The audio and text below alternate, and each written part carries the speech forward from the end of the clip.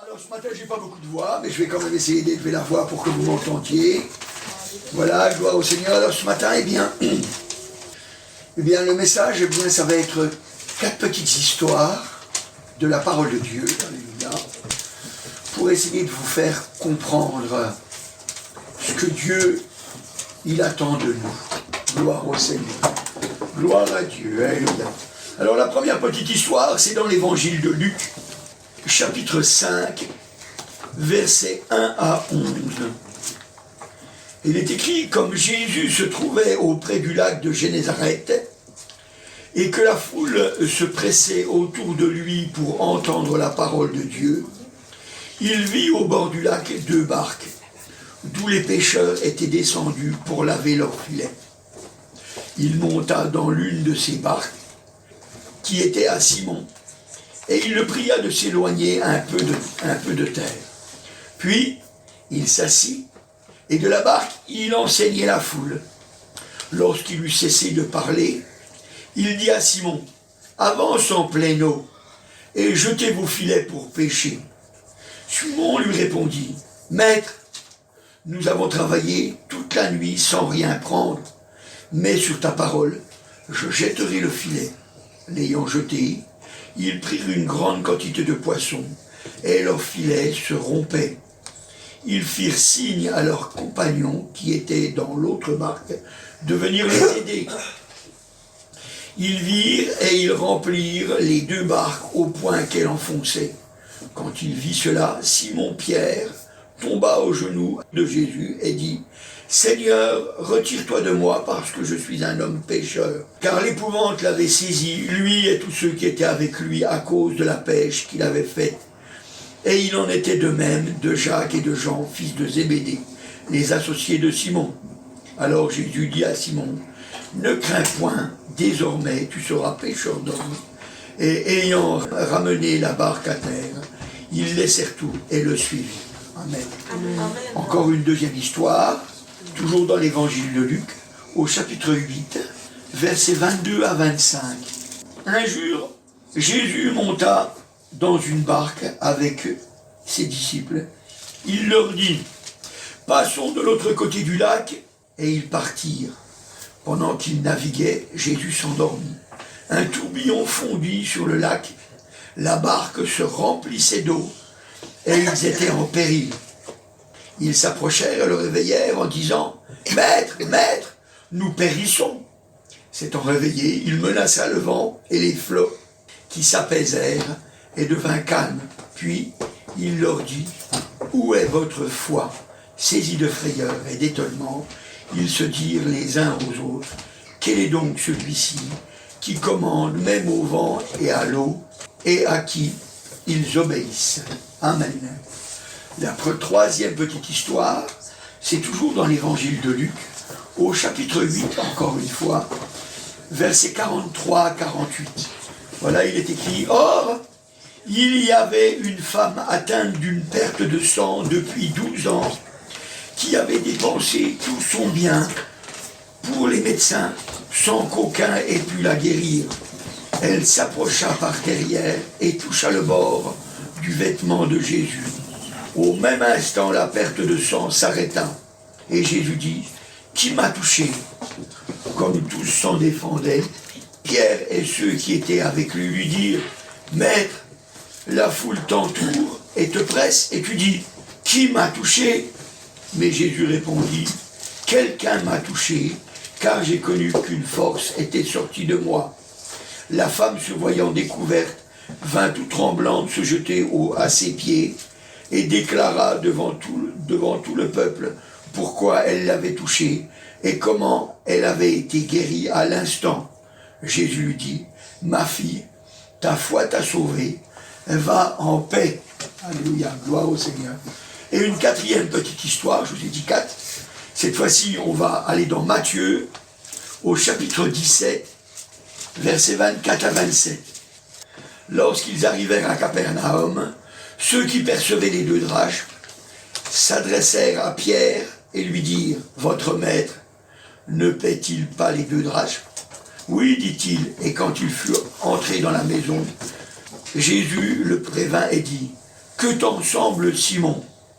Les rois de la terre, de qui perçoivent-ils les tribus ou les impôts? De leurs fils ou des étrangers? Il lui dit, des étrangers. Et Jésus lui répondit, les fils en sont donc exempts. Mais pour ne pas les scandaliser, va à la mer, jette l'hameçon et tire le premier poisson qui viendra. Ouvre-lui la bouche et tu trouveras un statère. Prends-le et donne-leur pour moi et pour toi. Amen. Gloire au Seigneur. Alléluia. Voilà 4 histoires.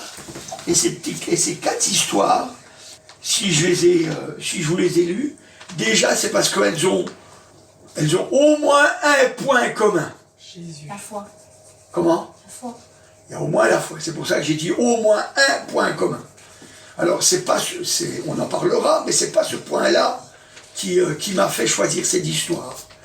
En fait, c'est parce que ces 4 histoires-là, ces 4 personnes, si jamais il n'y avait pas eu le miracle, eh bien, ils ne s'en seraient pas sortis. Ils ne s'en seraient pas sortis.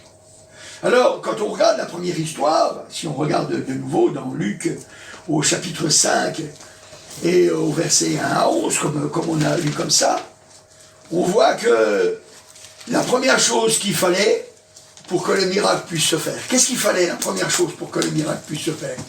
C'était quoi, à votre avis? C'était quoi le miracle? C'était quoi? Enfin oui, c'était quoi le miracle? Moi je dirais aussi c'est un miracle. Qu'est-ce qu'il fallait qu'il se fasse? Qui garde la foi? Comment? Qui garde la foi? Oui, mais c'est pas ça. C'est pas ça pour que le miracle puisse se faire. Fallait qu'il ait besoin de poissons. Fallait qu'ils aient besoin de poissons. C'était ça qu'il fallait. Il fallait qu'ils aient besoin de poissons. Alors ça veut dire quoi? Ça veut dire qu'il fallait qu'ils ne réussissent pas. Il fallait qu'ils ne réussissent pas. Ils avaient pêché toute la nuit. C'était des pêcheurs professionnels. Des pêcheurs de poissons professionnels. Ils le savaient, c'était une société, hein, puisque Pierre, il était associé à Jean et puis son frère. Hein, c'était une petite entreprise, c'était des professionnels. Et il fallait que ça marche pas. Il fallait que ça marche pas. Et vous savez, c'est terrible ce que je vais vous dire. Mais des fois, c'est bien que ça marche pas dans nos vies. C'est bien que ça marche pas dans nos vies. Parce que quand ça ne marche pas dans nos vies, ben c'est là qu'on a besoin du Seigneur. Parce que vous savez, quand tout va bien, quand tout marche bien, on a tendance à ne pas venir auprès du Seigneur. Le Seigneur, la première des choses qu'il a fait quand il a fallu qu'il fasse ce miracle, eh bien c'est quoi? Qu'est-ce qu'il a fait, le Seigneur? On l'a lu. Qu'est-ce qu'il a fait dans cette histoire-là? Qu'est-ce qu'il a fait? Il a commencé par monter sur la barque et s'éloigner un peu de bord. Pourquoi faire? Pour annoncer la parole de Dieu. C'est ça qu'il a commencé par faire. Il a commencé par annoncer la parole de Dieu. Vous savez, les miracles, ça va avec la parole de Dieu. Les miracles, ça va avec la parole de Dieu. Vous pourrez regarder partout dans la parole de Dieu. Vous pouvez regarder la Bible dans toute la Bible. Vous pouvez regarder. Dieu, il fait des miracles. Mais son but, c'est d'annoncer la parole de Dieu. Vous savez, mes frères et sœurs, le monde est perdu. Le monde est perdu. Et peut-être que toi, ce matin, tu es perdu encore dans tes péchés. Le monde est perdu. Et Jésus, il est venu mourir pour nos péchés. Il est venu pour nous libérer du péché. Et vous savez, quand le Seigneur Jésus il a commencé son ministère, la première des choses qu'il a fait, il a commencé par annoncer l'évangile. Il a commencé à annoncer qu'il fallait se repentir. C'est ça qu'il a commencé à faire. Parce que c'est la chose la plus importante. C'est la chose la plus importante. Alors c'est ça. C'est ça qu'il leur a montré. Il leur a dit, bah voilà, avec ta barque, on va aller un petit peu plus loin parce que tout le monde le presse. Et puis on va se mettre un petit peu pour pas qu'ils puissent venir m'oppresser. Et puis je vais annoncer la parole. Je vais annoncer des choses formidables. Je vais annoncer des choses formidables. Et puis c'est ce qu'il a fait. Il a commencé à parler des choses de Dieu. La Bible ne nous dit pas ce qu'il a dit, mais il a parlé de la vie, il a parlé de la mort, il a parlé des choses courantes de la vie. Il a sûrement raconté des choses pour que les gens se tournent vers le Père, pour que les gens changent de vie. Voilà ce qu'il a fait. C'est la première des choses qu'il a fait. C'est ça qu'on doit avoir à cœur. On doit avoir à cœur que l'évangile soit annoncé. C'est la première des choses. Vous voyez, Pierre, Jean, les disciples qui étaient dans la barque, eh ben, ils ont accepté de faire comme le Seigneur il a dit. Alors, ça a duré ce que ça a duré. Après seulement, le Seigneur il a dit, avancez en pleine eau. Avancez en pleine eau, en eau profonde, là où il y aura du poisson, parce que au bord, vous savez, il était peu probable qu'il y en ait beaucoup, parce que, pourquoi? Parce que les gens ils étaient là, les gens ils lavent leur linge, les gens ils jettent des cailloux, les gens ils patochent dans l'eau, parce que c'était quand même un pays chaud, donc ils patochent dans l'eau, je ne sais pas quoi, ils font des ablutions, ou je ne sais quoi. Ça fait que les poissons, ils ont un peu la trouille, alors ils s'éloignent un peu du bord. Alors fallait aller en pleine eau, là où il y a les eaux profondes, là où il y a du poisson. Et c'est ce qu'ils ont fait. Et puis Jésus, alors à ce moment-là, qu'est-ce qu'il a dit, Seigneur? Il a dit, bah vas-y, jette le filet. Jette le filet, alors, c'est ce qu'ils ont fait, hein. Ils ont jeté le filet, mais pas n'importe comment. Évangile de Luc, au chapitre 5, et au verset 5. Voilà, il est marqué. Simon lui répondit, Maître, nous avons travaillé toute la nuit, sans rien prendre. Sans rien prendre. Mais sur ta parole, je jetterai le filet. Dans l'esprit de Pierre, c'est clair. Jésus, t'es bien gentil mon petit gars, mais tu connais rien en poisson. Hein. Tu connais rien en poisson. Le jour, pour le filet, ça marche pas. C'est la nuit. On vient, on met des lumières, on met, c'est comme ça attire les poissons à cet endroit-là, on jette le filet, et puis c'est comme ça qu'on attrape les poissons. C'est la nuit, Seigneur. C'est la nuit. Mais ça, c'est mon raisonnement. Ça, c'est mon raisonnement. Ça, c'est ce que je pense. Ça, c'est ce que je pense. Mais sur ta parole, parce que toi, tu l'as dit, Seigneur. Parce que toi, tu l'as dit, Seigneur. Ben, je vais le faire. Parce que toi, tu l'as dit, je vais le faire. Vous savez, c'est ça qu'on doit avoir dans notre cœur.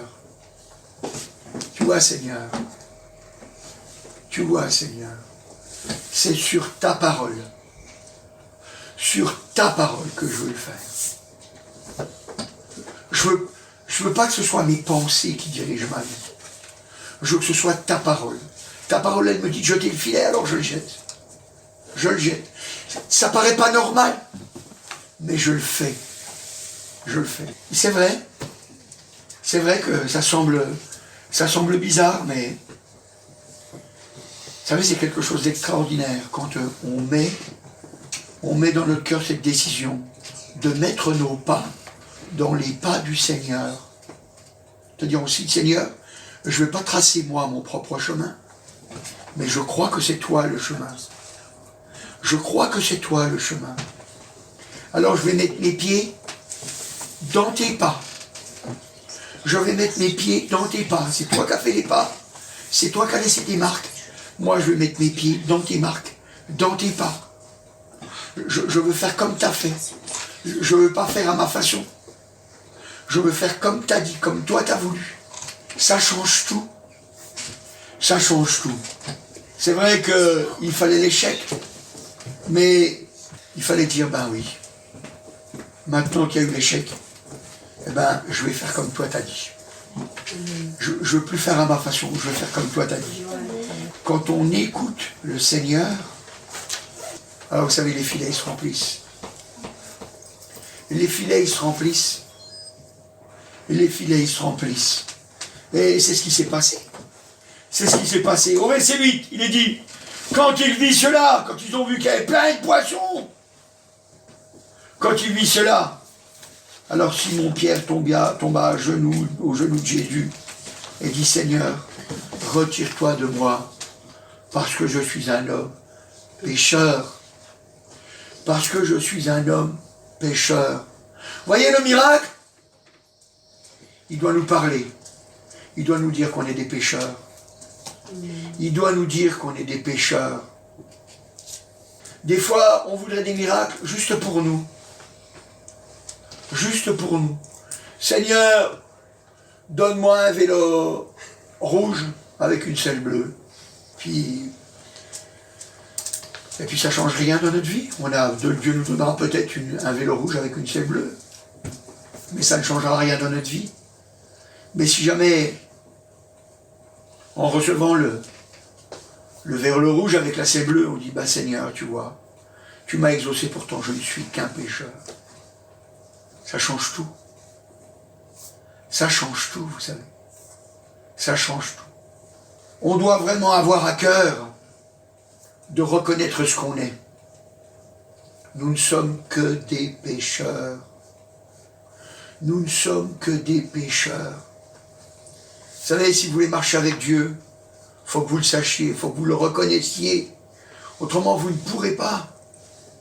Vous ne pourrez pas. Vous savez, quand on ne reconnaît pas ce qu'on est, qu'est-ce que vous voulez que je vous dise? On voit chez les autres ce qui ne va pas. On voit chez les autres ce qui ne va pas. C'est tout ce qu'on voit. On ne voit pas chez nous ce qui ne va pas. On voit chez les autres ce qui ne va pas. Et rappelez-vous que le Seigneur, il dit qu'on a une poutre dans notre œil et que les autres, ils n'ont qu'une paille. Alors nous, on voit une paille, mais on oublie qu'on a une poutre. Dieu veut faire des miracles pour toi, mon frère, ma soeur, mais pour que tu saches ce que tu es. Un pécheur. Un pécheur. Vous savez, on doit avoir pitié. On doit avoir pitié des autres. On doit avoir pitié des autres. Parce que vous savez, quand on n'a pas pitié, comment est-ce que vous voulez que le Seigneur il ait pitié de nous? Il a bien pitié de nous, mais on finit par ne pas y croire. On finit par ne pas y croire.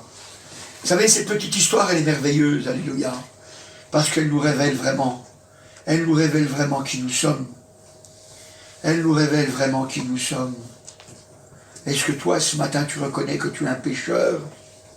Que tu es un pécheur qui a besoin de Jésus?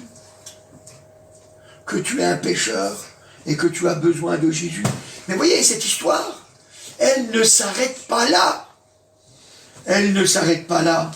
Qu'est-ce qu'il est dit au verset 10? Au verset 10, il est dit: il en était de même de Jacques et de Jean, fils de Zébédée, les associés de Simon. Alors, Jésus dit à Simon: ne crains point, désormais, tu seras pêcheur d'hommes. Désormais, tu seras pêcheur d'hommes. Il a fallu que ça ne marche pas au début, pour qu'il puisse lui dire: tu seras un pêcheur d'hommes. Tu seras un pêcheur d'hommes. Tu seras quelqu'un qui va gagner des âmes. Tu vas gagner des âmes pour le ciel. Et toi, mon frère, ma soeur, tu dois avoir ce même cœur. Un cœur qui a le désir de gagner des âmes pour le ciel. Vous savez, c'est pour ça que le Seigneur nous dit dans sa parole, il dit, excitez-vous à l'amour. Excitez-vous à l'amour. C'est parce que l'amour fait que on pardonne les péchés des autres. On a pitié des autres. Et puis, la Bible dit, entretenez-vous chaque jour, aussi longtemps qu'on peut dire aujourd'hui. On doit s'entretenir à prier. On doit s'entretenir à rechercher la présence de Dieu. Ça veut dire, on doit s'encourager les uns les autres. On doit s'encourager les uns les autres. Il faut vraiment avoir à cœur de s'encourager les uns les autres. C'est une grande grâce qu'on est, vous savez, on n'est pas nombreux. On est une petite église. Et parce qu'on est une petite église, on peut prier les uns pour les autres. On peut s'encourager les uns les autres. Vous savez, moi je me souviens, dans l'église où je suis né, le serviteur de Dieu, un jour, on était à la réunion, c'était une réunion de jeunes, c'était une réunion de questions. Et puis il y a quelqu'un qui a levé la main, puis il a dit, frère, pourquoi on n'est pas nombreux? Puis on était, un petit peu plus que ça. On était une dizaine de plus, quoi. Et puis le serviteur de Dieu, il a dit comme ça, il a dit, allez, supposons que le Seigneur, il envoie 50 personnes là. Qui est-ce qui va s'en occuper?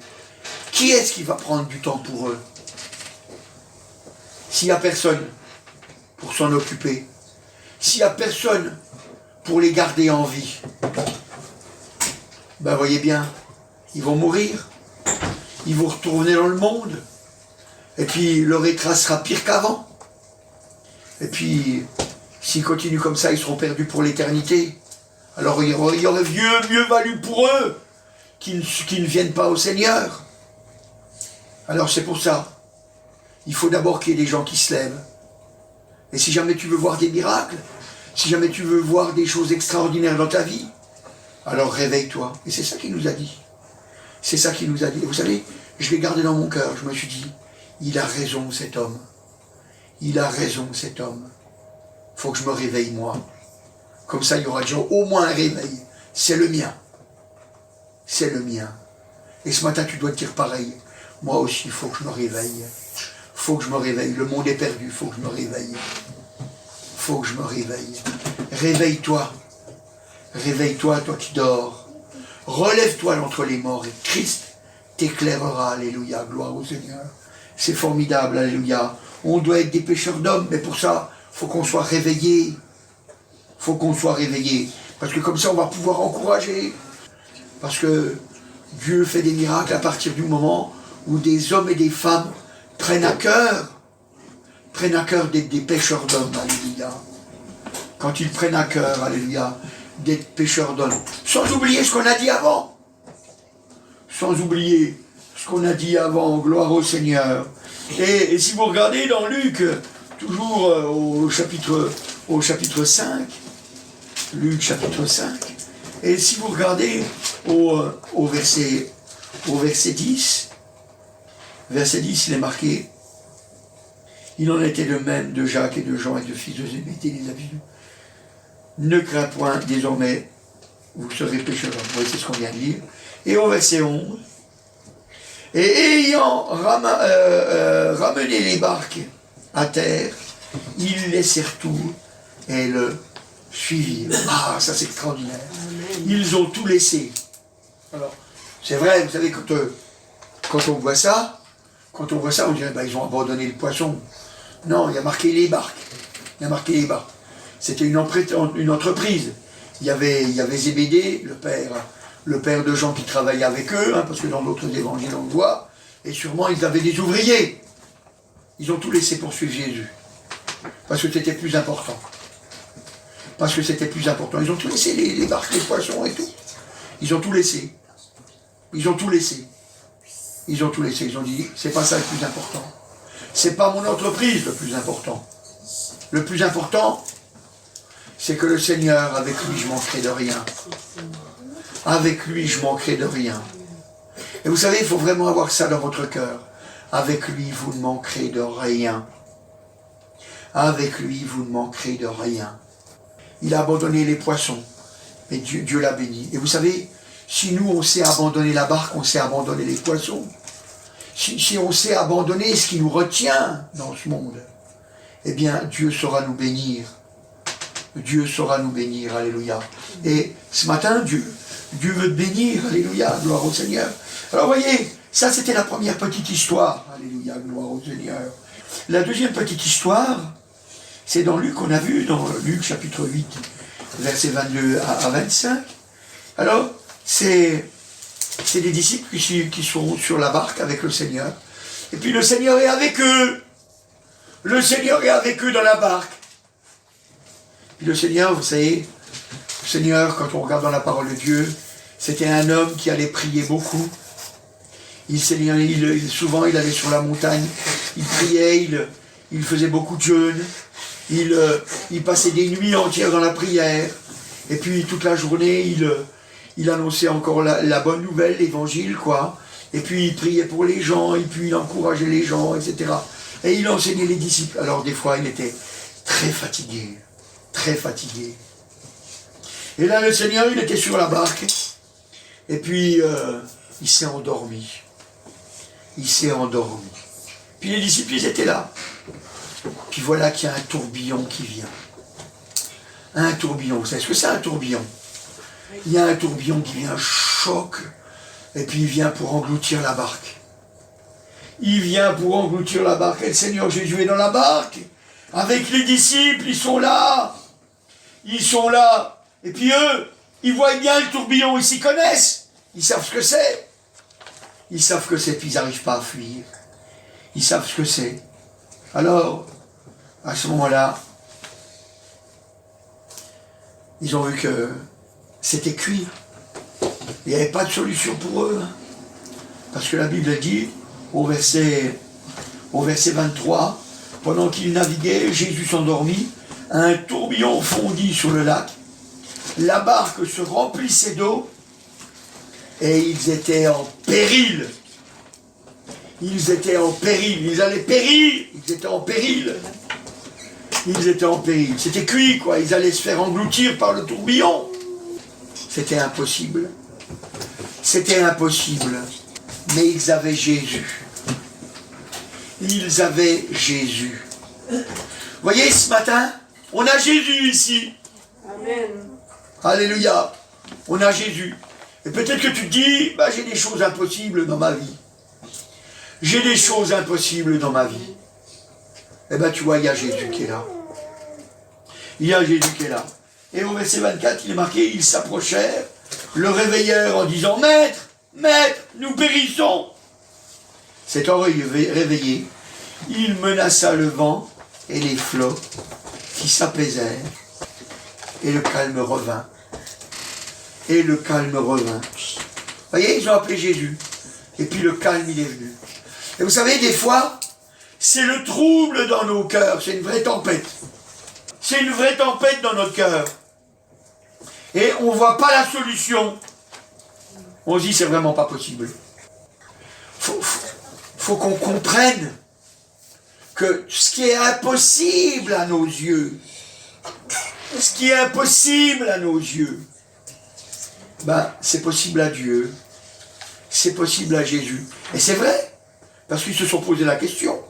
Ils se sont posé la question dans Luc au chapitre 8. Regardez voir au verset 25. Au verset 25, ils ont dit, il leur dit, ouais, votre foi, saisis de frayeur et d'étonnement, ils se dirent les uns aux autres, quel est donc celui-ci, qui commande même au vent et à l'eau, et à qui ils obéissent? Ils se sont posé la question, mais qui est-il? Mais qui est-il? Et ils découvriront qu'il est Dieu. C'est pour ça que tu n'as pas à t'inquiéter. Il est Dieu. Jésus est Dieu. C'est pour ça que tout lui est possible. Tout lui est possible. Mais il faut que tu rentres dans les pas du Seigneur. Il faut que tu rentres dans les pas du Seigneur. Alléluia. Tout est possible à celui qui croit. C'est la loi de la foi. Don merveilleux qui nous vient des cieux, que connaît le cœur droit. Oh, quel riche trésor, un cœur qui vit ce que Dieu dit. Sa foi vaut plus que l'or. Dieu l'honore et le bénit. Alléluia, gloire au Seigneur, alléluia. C'est formidable, vous savez. C'est formidable, alléluia. Alors il y a encore une petite histoire. Alléluia, gloire au Seigneur. C'est toujours dans Luc. On a vu au chapitre 8, verset 43, 48. Alors c'était une femme qui était atteinte d'une perte de sang. Alors elle est venue toucher le Seigneur. Elle est venue toucher le Seigneur, vous voyez. Et vous voyez, cette femme, c'était pareil. C'était pareil. Ça se passait pas comme elle voulait. Ça se passait pas comme elle voulait. Pas du tout. Cette femme, il dit que quand on regarde au verset 44, verset 43, pardon. Il est dit, or il y avait une femme atteinte d'une perte de sang depuis 12 ans et qui avait dépensé tous ses biens pour les médecins sans qu'aucun qui ait pu la guérir. Ça n'avait pas marché. Ça n'avait pas marché. La pêche, ça n'avait pas marché. Eux, la traversée, ça ne marchait pas. Ils allaient se faire engloutir. Cette femme, elle avait dépensé tous ses biens, tout son argent. Ça ne marchait pas. Elle voulait être guérie. Et ça ne marchait pas. Et ça ne marchait pas. Mais voyez, elle a eu bien fait de venir auprès du Seigneur Jésus. Elle a eu bien fait de venir auprès du Seigneur Jésus. Et elle l'a touché. Elle a touché le bord de son vêtement. Elle a été guérie. Elle a été guérie. Et vous savez qu'est-ce qui s'est passé? Eh bien, le Seigneur s'en est aperçu. Le Seigneur s'en est aperçu. Alléluia, gloire au Seigneur. Et il s'en est aperçu, le Seigneur. Parce qu'au verset 45, il dit, et Jésus dit, qui m'a touché? Qui m'a touché? Parce que vous voyez, elle a touché le Seigneur. Mais pas comme les autres. Il y avait une foule qui était autour de lui et qui l'oppressait, qui le touchait, le Seigneur. Il y avait plein de gens, dans certains passages de la Bible, il est marqué même que les gens se jetaient sur Jésus pour le toucher, pour être guéri. Mais elle ne l'a pas touché comme les autres. Elle ne l'a pas touché comme les autres. Les autres, ils touchaient. Ils voulaient guérir aussi les autres. Mais ils touchaient sans la foi. Ils touchaient sans la foi. Combien sont déçus? Combien sont déçus? Parce qu'ils ont demandé, parce qu'ils ont prié, parce que ils voulaient que ça marche. Ils voulaient que ça marche. Mais ça ne marchait pas. Parce qu'ils n'avaient pas mis leur foi. Ils n'avaient pas mis leur foi dans leur action. Ils n'avaient pas mis leur foi dans leur prière. Ils n'avaient pas mis leur foi. Vous savez, je vous le dis, mes frères et sœurs, c'est un combat. C'est un combat. On l'a vu il y a 15 jours. On l'a vu quand le Seigneur il dit, est-ce que je trouverai encore de la foi sur la terre quand je viendrai? Parce que sans la foi, il est impossible de lui être agréable. Alors, il fallait qu'il y ait de la foi. Il fallait qu'il y ait de la foi. Alors cette femme, elle en a mis de la foi. Elle a mis de la foi dans son action. Elle ne savait pas comment elle allait faire. Alors, elle s'est faufilée. Elle s'est faufilée, comment faire? Elle a tendu le bras, sûrement. Elle a cherché de toucher le Seigneur. Elle a fait des efforts. Il y avait une foule qui était là, opaque, qui empêchait d'avancer. Vous savez, mon frère, ma soeur, ça veut dire que quand tu demandes quelque chose, et puis que ça n'a pas marché, alors il faut revenir auprès du Seigneur. Et il faut lui demander le pourquoi. Il faut lui demander le pourquoi. Et persévérer pour qu'il réponde. Parce que si jamais tu fais ça, tu vas voir que vraiment Dieu va te répondre, Dieu va te dire pourquoi. Vous savez, souvent on dit, ah, Jésus est vivant, Jésus est vivant. Mais c'est que dans la tête. C'est que dans la tête.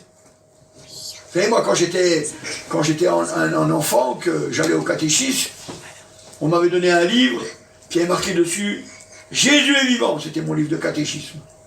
Jésus est vivant. Mais ça faisait rien pour moi. Parce qu'il n'y avait pas de foi dans cette parole pour moi. Il n'y avait pas de foi. Ça faisait rien pour moi. Ça faisait rien. Mais le jour où j'ai dit « Oui, il est vivant, je peux vraiment m'adresser à lui ». Et s'il ne me répond pas, c'est qu'il y a quelque chose qui bloque. Il faut que je sache c'est quoi. Alors il faut que je vienne auprès de lui. Il faut que je lui demande pardon, il faut que je cherche. Vous savez, moi, quand mes enfants ils viennent me voir, puis ils me disent « Papa, prie pour moi pour que je sois guéri, parce que j'ai mal à la tête, parce que j'ai mal aux pieds, parce que j'ai ceci, parce que j'ai cela. » Moi, vous savez, à mes enfants, je leur dis « T'as demandé, toi, au Seigneur, déjà ?» Ils me disent « Oui. » Je dis « T'as cherché, t'as demandé pardon pour savoir si jamais t'avais des péchés qui bloquaient la bénédiction ?» Moi, je leur dis ça. Je leur dis ça. Parce que je veux qu'ils apprennent à chercher avec sérieux. Je veux qu'ils apprennent à chercher avec sérieux. On doit chercher avec sérieux. Cette femme, elle était sérieuse. Parce qu'elle croyait que c'était vrai. Alors, elle a été sérieuse. Elle a dit, peu importe, il faut que j'y arrive. Moi, vous savez, quand j'ai cherché la présence du Seigneur, je me suis dit, s'il faut que je reste 1 heure, j'étais dans les bois, j'ai dit, s'il faut que je reste 1 heure à genoux, je resterai 1 heure. S'il faut que je reste 2, je resterai 2. Et s'il faut que je reste toute la nuit, je resterai toute la nuit. Mais au moment où je me relève, je saurai si c'est vrai ou si c'est pas vrai. Si vraiment Dieu y répond ou si jamais il répond pas. Et vous savez, quand Dieu il a vu que j'étais sincère, que j'étais droit, et que j'étais prêt à aller au bout, hop, il m'a répondu tout de suite. Il a dit, c'est parce que tu ne m'obéis pas. Et j'ai su tout de suite, c'était quoi? Tout de suite. Tout de suite. Il faut y aller. Il faut être prêt à aller au bout. Et vous savez, souvent, c'est ça ce qui se passe. Les chrétiens, ils ne sont pas prêts à aller au bout. Ils disent, oh, ça n'a pas marché, oh, c'était pas la volonté de Dieu. Puis ça s'arrête là. Peut-être que c'était la volonté de Dieu, il y avait quelque chose qui bloquait. Peut-être que c'était la volonté de Dieu. Et puis, vous savez, quand Daniel, il a vu par les écrits que les 70 semaines étaient passées, enfin les 70 ans, pardon, étaient passés, et que le peuple devait pouvoir retourner en Israël parce que le temple devait être reconstruit, alors qu'est-ce qu'il a fait? Ben, il a commencé à prier et à jeûner pour ça. Il a commencé à prier et à jeûner pour ça. Parce qu'il savait, il disait ça, c'est la volonté de Dieu. Pour l'instant, ça ne se fait pas. On est prisonnier, on est à l'étranger. On devrait rentrer dans le pays, mais ça ne peut pas se faire. Alors je vais prier pour ça. Et il s'est mis à lutter. Il s'est mis à lutter pour ça. Il faut être sérieux. Le chrétien, il est sérieux. Je ne vous le cache pas, mes frères et sœurs. Il faut être courageux pour être chrétien. Il faut être courageux. Parce que ça demande un engagement. Ça demande un engagement. Mais c'est à vous de prendre cet engagement. Moi, je peux le prendre que pour moi et vous que pour vous. Ça, il faut bien le comprendre. Il faut bien le comprendre. Alléluia, gloire au Seigneur.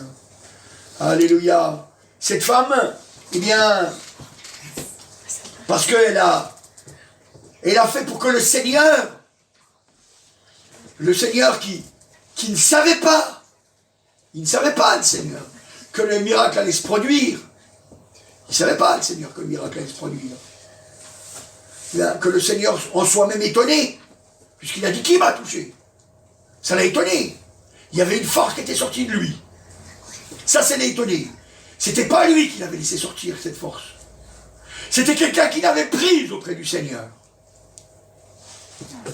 Sans que le Seigneur s'y oppose. Mais elle a été prise par cette femme. Parce que cette femme, elle a su avoir la foi. Vous savez, c'est comme quand Marie, eh bien, elle était au festin, il y avait les noces, et puis il n'y avait plus de vin. Alors, elle a dit au serviteur, elle a dit, faites ce qu'il dira. Et pourtant, Jésus il avait dit, mon temps n'est pas encore venu. C'était pas le temps du Seigneur. Le temps du Seigneur n'était pas venu. Mais, le temps du Seigneur est venu quand même, à cause de Marie. Parce que Marie, elle a dit, faites ce qu'ils vous diront. Faites ce qu'ils diront. Ce qu'il dira, pardon. Et puis, ils ont fait. Ils ont fait. Et la bénédiction, elle a été là. C'est ça la vérité. C'est qu'on peut demander au Seigneur même des choses, des fois, que le Seigneur, eh bien, c'était peut-être pas son temps, mais ça peut venir être son temps. Ça peut être son temps. Et cette femme, elle avait une foi qui était grande. Elle était grande, cette foi. Et cette foi, elle était grande pour être sauvée. Parce que qu'est-ce qu'il lui dira le Seigneur? Au verset 48, Jésus lui dit, ma fille, ta foi t'a sauvée. Ta foi t'a sauvée. Va en paix. Ta foi t'a sauvée. Qu'est-ce qu'elle a fait, cette femme? Cette femme, elle est venue auprès du Seigneur, elle l'a touché pour être guérie, et puis après, elle n'a pas eu honte. Devant tout le monde, elle s'est mise au pied du Seigneur, et devant tout le monde, elle a dit pourquoi elle l'avait fait. Elle l'a témoigné. Elle l'a témoigné, elle l'a dit. Et puis la bénédiction, elle a été là. Elle a été là. Elle a été sauvée. Elle a été sauvée. Parce que vous savez, le salut, il passe par la confession de la bouche. Vous savez, quelqu'un qui quelqu'un qui ne confesse pas par sa bouche, il ne peut pas être sauvé. Bien entendu, hein, un muet peut être sauvé, mais à part lui. Non. Parce que le muet, vous savez, même si jamais il ne parle pas, il parle quand même avec ses mains, et il annoncera l'évangile quand il est sauvé. Vous voyez? C'est important. C'est important, alléluia. Alors, il y a encore une autre petite histoire, alléluia, gloire au Seigneur. Encore une petite histoire. C'est dans Matthieu au chapitre 17, versets 24 à 27. Vous voyez, c'est une histoire assez bizarre, parce que c'est Jésus qui rentre dans une ville, et puis il y a un impôt à payer. Il y a un impôt à payer. Eh bien, Jésus n'avait pas d'argent. Pierre non plus d'ailleurs. Mais il fallait payer, c'était un droit de passage. C'était un droit de passage, il fallait payer, il n'avait pas. Il dit, ben, normalement je suis le Seigneur, j'ai rien à payer. Tout m'appartient, tout est à moi. C'est ça ce qu'il dit. Parce que c'est lui le créateur, c'est lui qui a tout fait. Tout lui appartient, il n'a rien à payer. Mais il ne veut pas outrer le monde. Alors il fera un miracle. Il fera un miracle. Alors vous voyez, là c'est pareil, Pierre, donc il manquait d'argent, hein, ça n'a pas marché, hein, ils n'avaient pas de sous. Ils n'avaient pas de sous pour payer, alors le miracle se fera. Mais quelle circonstance! Quelle circonstance! Qu'est-ce qu'il a dit? Matthieu chapitre 17 et au verset 27. Il dit, mais pour ne pas les scandaliser, va à la mer, jette l'hameçon et tire le premier poisson qui viendra. Ouvre-lui la bouche et tu trouveras un statère. Alors un statère, ça fait combien? Ça fait 4 drachmes. Pourquoi je sais ça? Parce qu'il lui a dit, donne-leur pour lui, pour toi et pour moi. Donc ça fait 4 drachmes. Ça payait juste l'impôt. Mais vous vous rendez compte? Est-ce qu'il y avait un poisson qui attendait dans l'eau avec une pièce dans la bouche?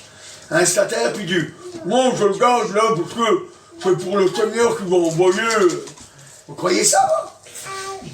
Moi je sais pas, moi. Vous croyez, un poisson ça ne vit pas avec des sous dans la bouche? Mais le miracle s'est fait quand même. Je ne sais pas comment ça s'est fait. Je ne sais pas si le statère il s'est créé là. Je ne sais pas si le statère, le poisson, il l'a trouvé, il a dit bon c'est le moment. C'est le moment de prendre. Je prends le statère. Et puis après il fallait que le poisson il ouvre encore assez la bouche. Il ouvre encore assez la bouche en faisant attention de ne pas faire tomber la pièce pour pouvoir être mordu à l'hameçon. Aïe! Vous voyez, il fallait encore un poisson qui accepte de souffrir pour pouvoir payer encore l'impôt. C'est des choses bizarres. C'est des choses bizarres. Mais vous voyez, ça montre une chose. C'est que pour que le miracle puisse se faire, il fallait quoi? Il fallait que Pierre accepte d'obéir. La foi, ça doit nous pousser à obéir. Si la foi, elle ne te pousse pas à obéir, c'est pas de la foi. La foi, elle doit te pousser à obéir. Obéir à Jésus, obéir à la parole de Dieu, la Bible. Alors, il faut obéir. Il faut obéir à la parole de Dieu. Et ce matin, je veux que tu prennes dans ton cœur cette parole. Qu'il faut obéir, même si ça paraît fou. Parce que c'est une folie de dire à quelqu'un, tu vas prendre ton hameçon, là, tu vas aller au bord de l'eau, hop, et puis tu vas me pêcher un poisson. Et le premier qui va venir, le premier. Dedans, il y a ce qui suffit pour payer l'impôt. Vous imaginez? Vous allez dire à quelqu'un, voilà, tu vas aller au bord, là, au bord de l'eau, là, puis tu prends ton hameçon, hop, premier poisson qui vient, là, et puis tu payes l'impôt. Et puis ça sera un gros, parce que t'en as beaucoup à payer. C'est une folie, vous savez, c'est une folie. Mais, à ce moment-là, vous savez, on dit, j'obéis. J'obéis. Je ne m'occupe pas de savoir ce que ma pensée, elle me dit. J'obéis. J'obéis. Vous savez, c'est quand même fou, ça. C'est quand même fou. J'obéis. Vous savez, des fois, vous savez, quand on dit à quelqu'un, ah, par exemple, lève ce rocher, là, il y a un gros rocher. Il pèse, je sais pas moi, 3 tonnes. On lui dit, lève ce rocher. Il peut pas. Mais si jamais il applique la loi, il fait ce qu'il a à faire, ben, il va prendre une cale, il va prendre un gros mandrin, là, puis une perche assez longue, et puis 3 tonnes, il va l'élever. Même peut-être plus. Vous voyez? Parce que on obéit aux règles. Et vous voyez, la parole de Dieu, tout est là pour qu'on réussisse. Tout est là pour qu'on réussisse. Et vous savez, mon frère, ma soeur, si jamais tu penses que la parole de Dieu c'est difficile, c'est que tu ne penses pas correctement. C'est que l'ennemi de ton âme est en train de te rouler. C'est lui qui t'écoute. Parce que tout ce qui a été écrit, ça a été écrit pour notre enseignement, à nous qui sommes parvenus à la fin des temps. C'est pour nous faire réussir. Donc ça veut dire que quand tu regardes, tu n'analyses pas avec justesse. C'est pour ça qu'on dit qu'il faut lire la Bible. C'est pour ça aussi qu'on dit qu'il faut demander au Seigneur de nous remplir de son Saint-Esprit pour que nous sachions ce que nous avons besoin. Parce que l'Esprit va intercéder pour nous, pour que, alléluia, la bénédiction puisse venir sur nous. C'est important, vous savez, de comprendre. Alors, vous voyez, ces petites histoires, ils nous montrent que c'est vraiment de façon inconditionnelle qu'on obéit. De façon inconditionnelle, il n'y a pas besoin de conditions. Seigneur, je vais obéir à tes ordres, si. Non. J'obéis sur ta parole, parce que tu l'as dit. Je le fais. Je le fais. Je le fais. Tu m'as dit d'aller pêcher un poisson. Je le fais. Je le fais. Il faut savoir regarder les choses de cette vie. Parce que vous savez, on n'a qu'une seule et unique vie et on n'en aura pas une deuxième. On n'en aura pas une deuxième. Parce que la vie qu'on a, c'est celle-là qu'on a et on l'a pour l'éternité. On n'en aura pas une deuxième. On n'aura pas une deuxième chance. Alors c'est pour ça que il faut réfléchir et dire, Seigneur, je veux faire ta volonté. Et puis à ce moment-là, on va voir que il va falloir lutter pour faire la volonté du Seigneur. Et vous savez, je ne vous le cache pas, si vous voyez que c'est difficile, alors approchez-vous du Seigneur. Approchez-vous du Seigneur. Résistez au diable avec une foi ferme. Approchez-vous de Dieu. Soumettez-vous à Dieu. Et puis après, alléluia, vous verrez, le diable il va fuir loin de vous. C'est ça, alléluia. Alors ce matin, c'est facile de marcher avec Dieu. C'est facile de marcher avec Dieu. Il suffit simplement que vous le vouliez. Alléluia. Amen, Seigneur Jésus. Alléluia. Je te remercie, Seigneur Dieu. Alléluia. Tu es merveilleux, Jésus. Tu te glorifies, Seigneur.